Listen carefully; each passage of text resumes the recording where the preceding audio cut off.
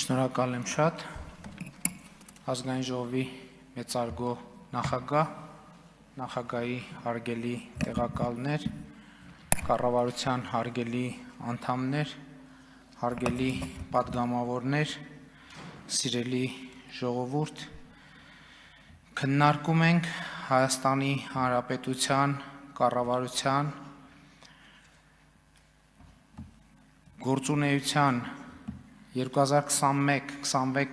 թվականների ծրագրի կատարման ընթացքի և արդյունքների մասին 2025 թվականի զեկույցը և դա անում ենք ազգային ժողովի հերթական ընտրություններից, այսինքն 2021-26 թվականների ծրագրի ժամկետի սպառումից ընդամենը 1.5 և 2018 թվականի 1.5 ամիս և 2018 թվականի ժողովրդական ոչ բռնի թավշյա հեղափոխության 8-րդ տարեդարձից 25 օր առաջ։ Միանգամից պիտի արձանագրեմ, որ այսօր մենք ունենք բոլորովին այլ պետություն, քան ունեցել ենք 2018 թվականին։ Այսօր մենք անկախ ենք ավելի, քան երբևէ,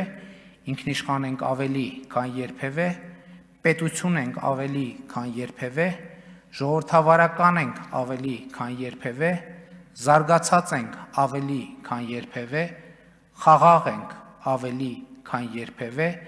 բարեկեցիկ ենք ավելի, քան երբևէ, անվտանգ ենք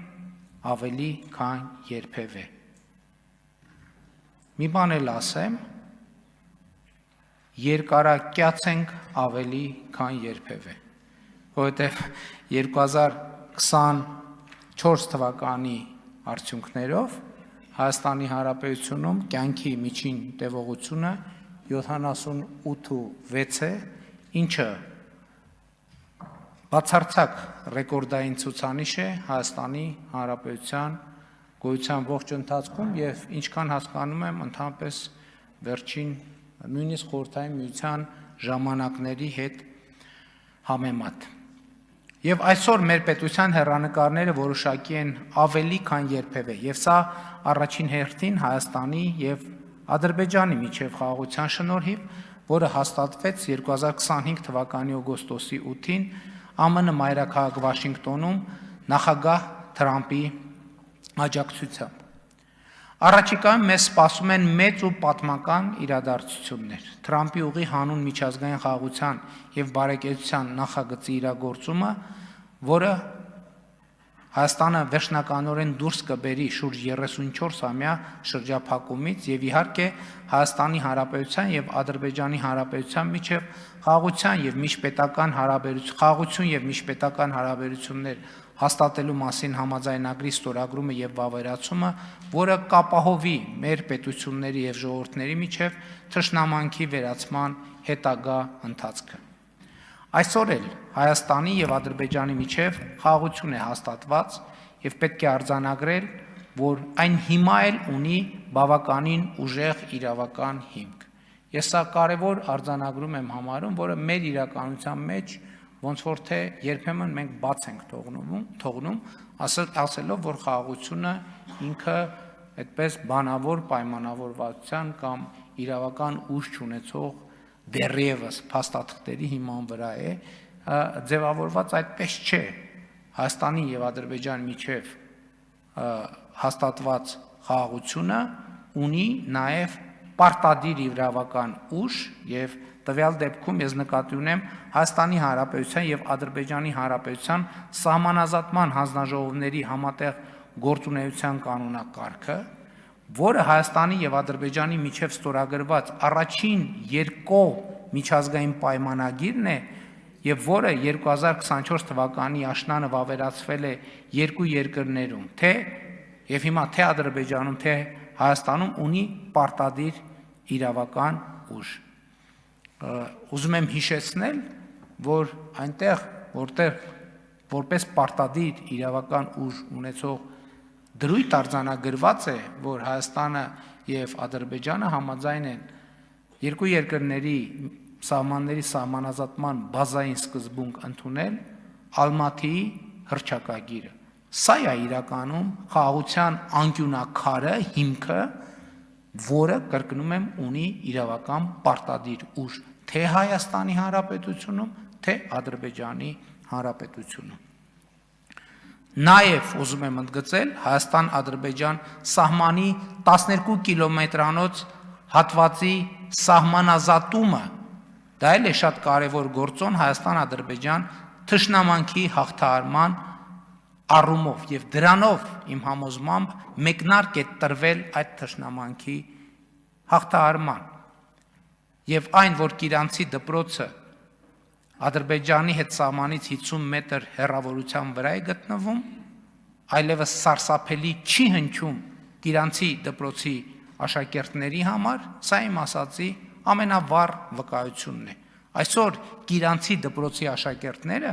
Ադրբեջանից 50 մետր հեռավորության վրա դասի են գնում, 30 մետր հեռավորության վրա ֆուտբոլ են խաղում։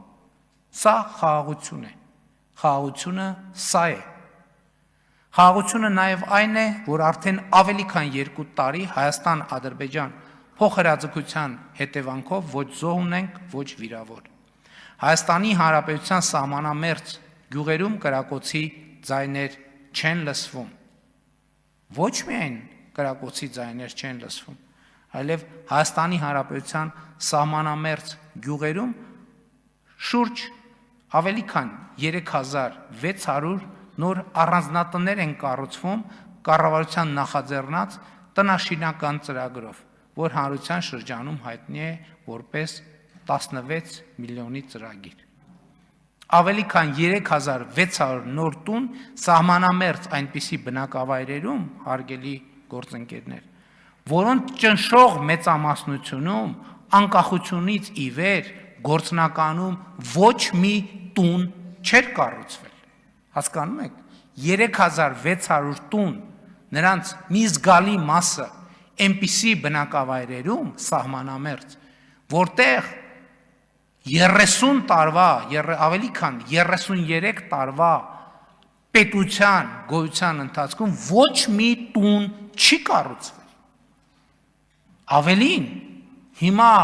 այդ բնակավայրերում, նրանց մի մասում ոչ միայն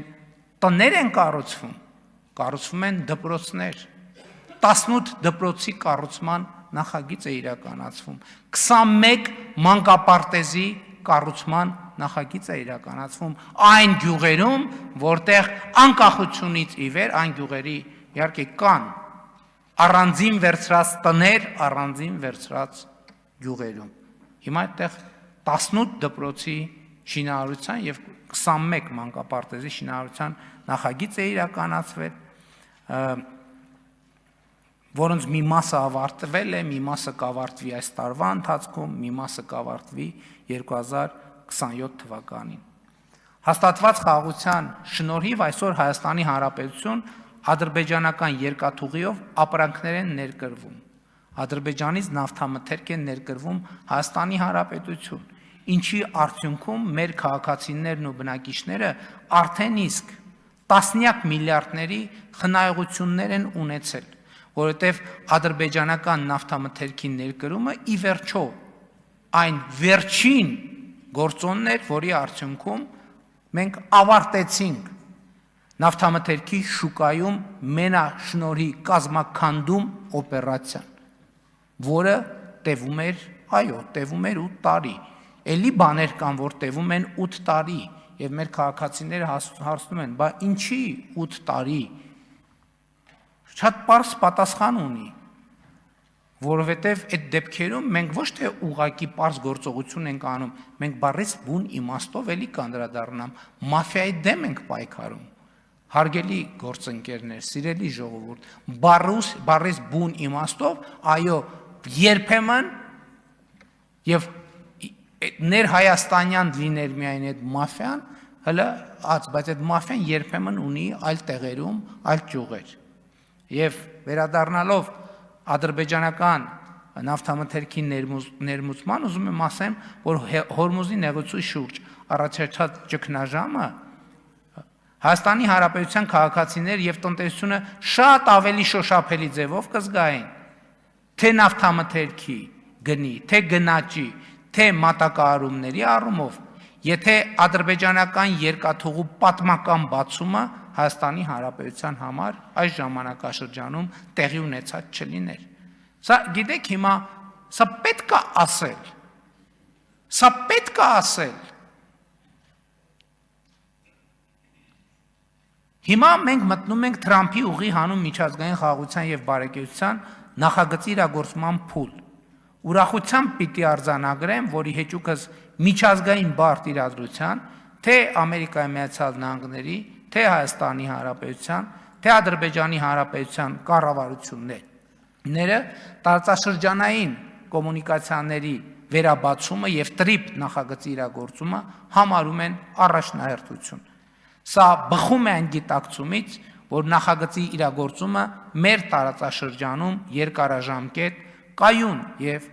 հուսալի խաղաղության կարևոր հենասյուն է դառնալու։